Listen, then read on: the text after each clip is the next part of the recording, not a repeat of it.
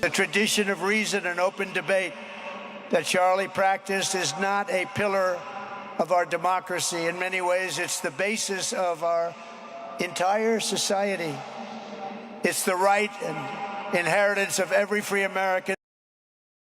Tens of thousands packed State Farm Stadium in Glendale, Arizona today to honor conservative activist Charlie Kirk, who was shot and killed September 10th while speaking in Utah.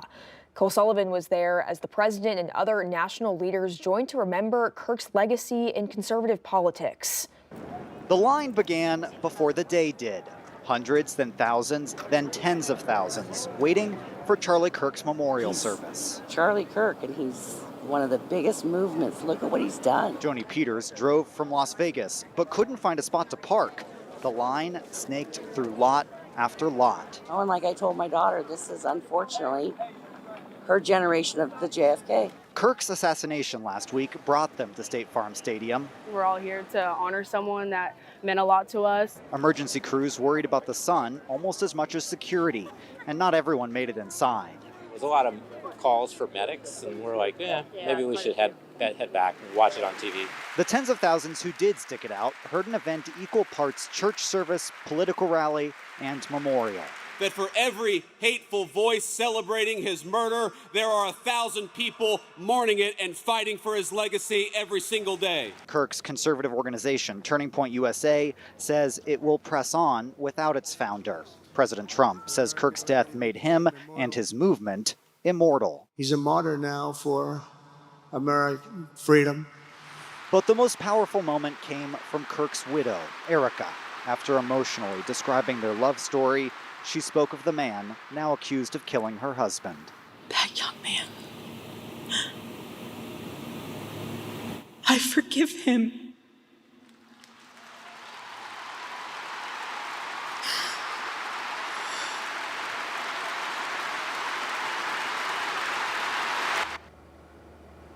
Governor Sarah Huckabee Sanders also declared a day of prayer and reflection in Arkansas for Charlie Kirk.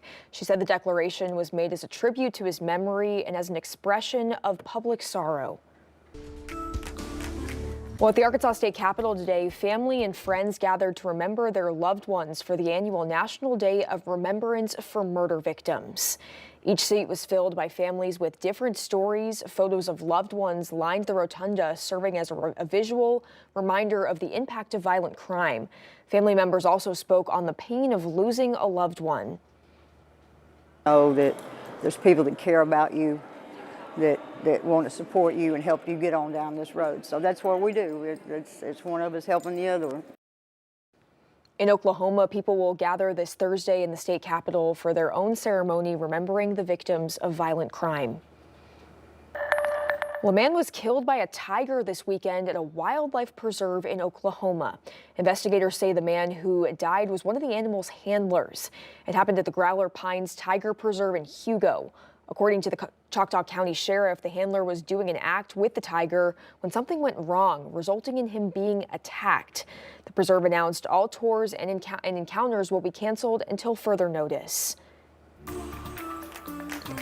Well, it's been increasingly difficult for parents to keep tabs on what their children are downloading and playing on their devices these days.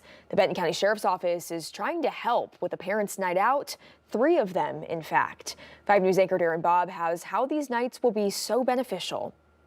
Our mission is to educate parents and guardians about the World Wide Web and what is out there at their children's fingertips when it comes to applications, gaming, and just the internet in general.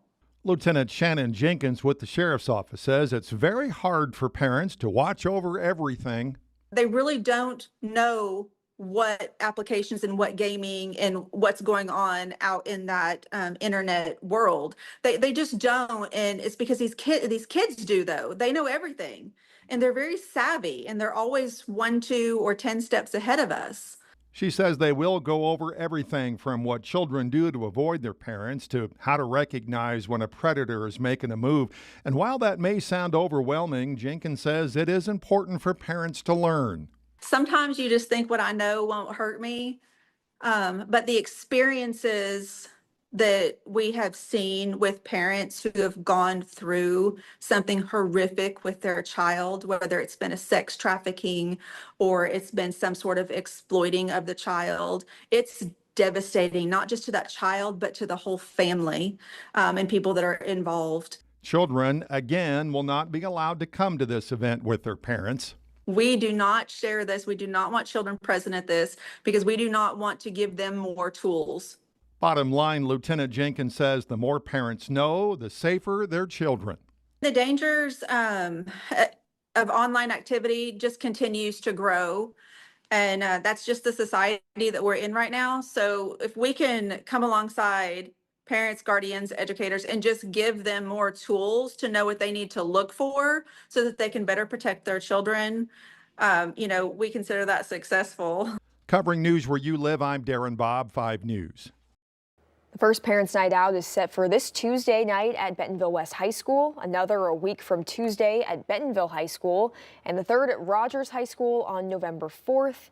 You can find information about all 3 events on our website, 5newsonline.com. A longtime Fayetteville church is marking a major milestone, celebrating 60 years of faith and community. We spoke with their pastor about how the church has grown into what it is today. Sequoia United Methodist Church began with just 24 people back in 1965. And today, the church is a fixture in Fayetteville. So many people here in Fayetteville and Northwest Arkansas, they know us as the Pumpkin Patch Church. Obviously, we're here 12 months out of the year, not just the month of October. And the church continues to grow, both within its walls and in the neighborhood around it. The neighborhood is rejuvenating. I mean, you look at how the streets and the houses and the groups around us, and the church is doing the same thing. It's a refurbished sanctuary. A big part of their mission is serving others. If you look in and around the gardens that we do, but most of the produce out of that garden we do to those that are food insecure. And watching it grow means I don't know what tomorrow brings, but I know it brings good things. And as they look ahead, their mission is simple: welcome everyone. We don't know who our neighbor is going to be, or who maybe our neighbor is, but we know that they are welcome and we know that we love and care for them.